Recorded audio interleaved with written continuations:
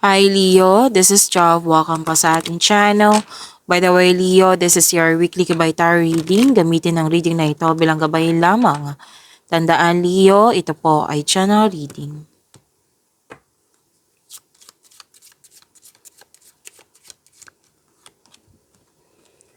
Angel number 1414 para kay Leo. Possibilities. Building strong foundations create stabilities and welcome in possibilities. All possibilities exist and are amplified when gratitude is felt for the foundations that are in place. To attract more blessings, let us say the power of affirmation. Let us say, I am grateful for all that is and all that will be. I trust in the possibilities of what I desire or something greater. Okay, kailangan mo magtiwala. Kailangan mo magtiwala na may posible na mangyayari. At create foundation. Kasi gusto mo magkaroon ng stability Pwede sa stability sa buhay, pwede sa love and romance, pwede sa career and money. So, kailangan mo magtiwala. At yes, create foundation. Build foundation. So, yan po. Possibilities. Angel number 1414.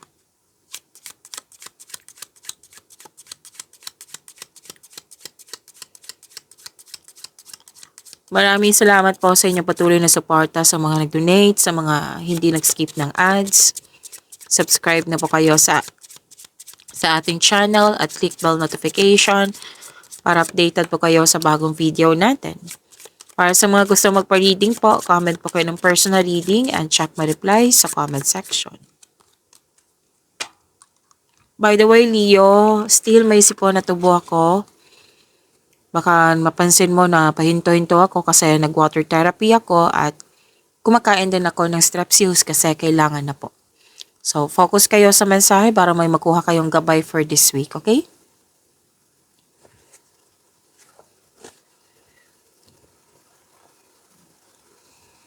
Oh, this is harvest time. Harvest po ito. Harvest, pwedeng literal na harvest, pwedeng binayaran ka sa binigay mong serbisyo. Yung pagiging productive mo sa araw-araw na namunga na.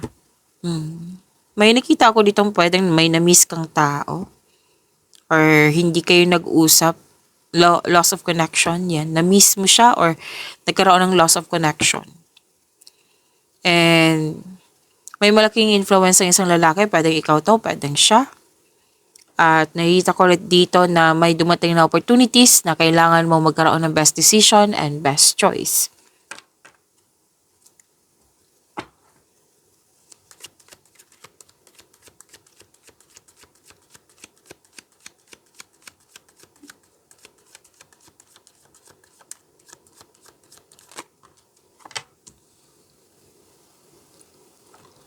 Takpan ko lang ha, kasi nakahubad, hindi siya pwede dito. Don't worry, reading natin yan.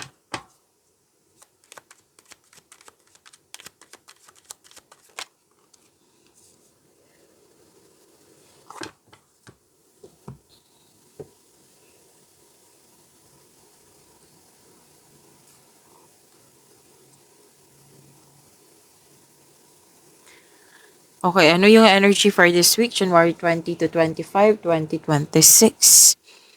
Awakening, self-assessment.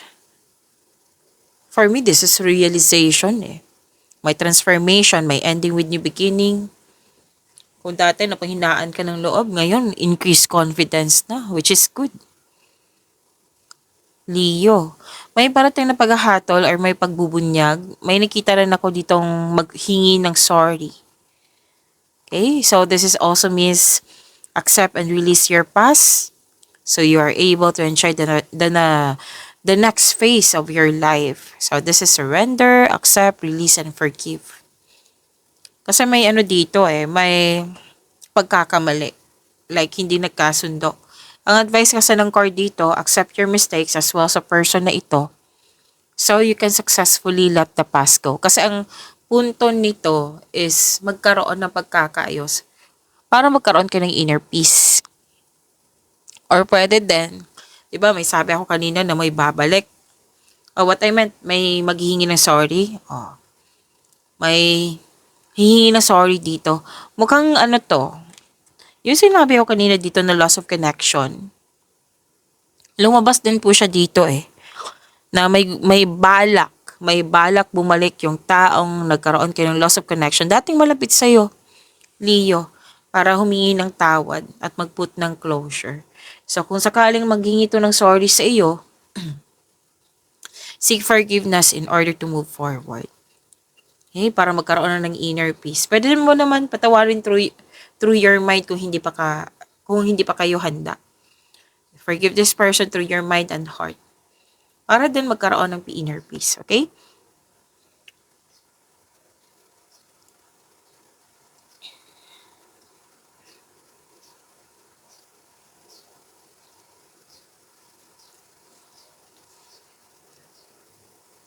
Okay, wow. Granted yung manifestation mo, may solid beginnings. Nakikita ko dito may natanggap sa trabaho, natanggap sa any kind of application. Natanggap po. Like, yung sinabi kanina na sa trabaho, sa scholarship application, loan application, kung ano man yung application na yan, natanggap po. And ang ilan sa inyo, kakasimula lang sa trabaho or negosyo. At may advice ang card nyo dito na ipagpatuloy nyo pong yung pagiging masipag nyo, tapos sutukan nyo po para magkaroon ng self and financial growth. Maging bukas din po kayo sa mga advice ng nakakatanda sa iyo or may well experienced na sa buhay.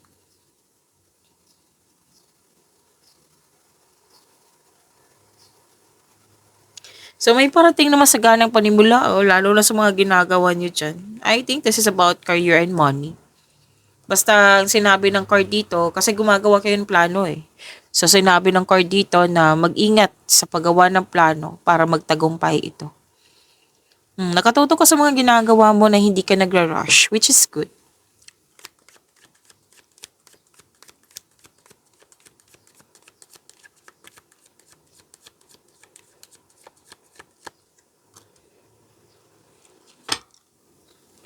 Career and money. Leo.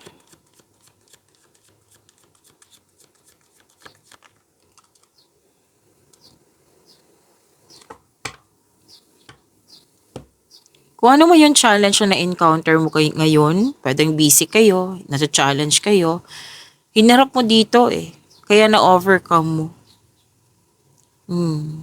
Kumbaga, aminado ka dito na nagkaroon ka ng hesitation, fear, doubt, pero na-overcome mo kasi hinarap mo. Hindi ka umiiwas, hindi mo ini-ignore, hinarap mo siya. Which is good. And by the way, this is your card, Leo. You have a confidence and persistence in your career. You are eager to achieve a successful outcome sa mga ginagawa mo. Kaya don't doubt your strength. So resilience po ito. You're taking an action with courage.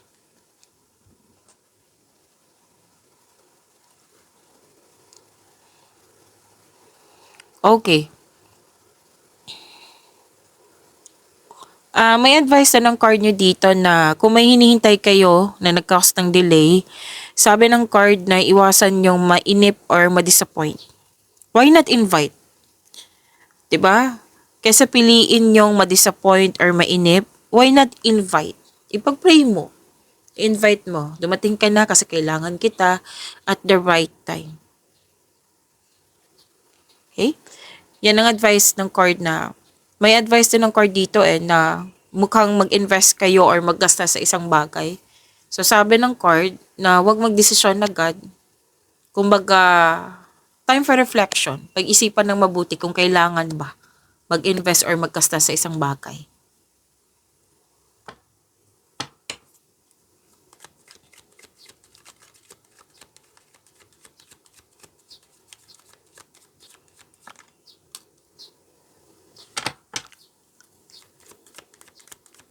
Huwag niyong kalimutan na mag-subscribe sa channel natin at i-click yung bell notification para updated po kayo sa reading natin.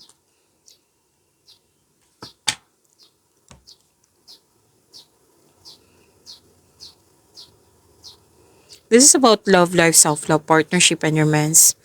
May natapos dito, oh. Tapos na yung paulit-ulit na lang na concern or may natapos na relasyon. Pwedeng naalala din to. Kasi this is ending with new beginning eh. Lumabas din po siya dito. May pagtanggap na sa mga nangyari. Accept and learn the past situation.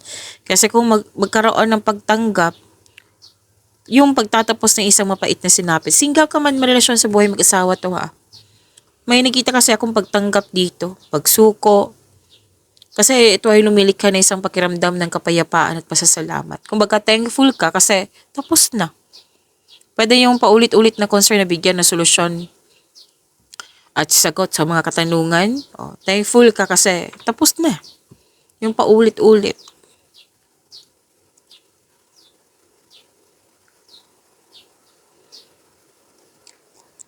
At dahil sa tapos na ito, may new beginning. Kasi itong dalawang card na ito, ending with new beginning to. Sa mga single, may party na love life, romance. Para sa mga relasyon, may plano mag-level up or kontento na sa pagmamahalan. Pagyamanin niyo po yung blessings sa binigay sa inyo, Leo. See you tomorrow. Maraming salamat.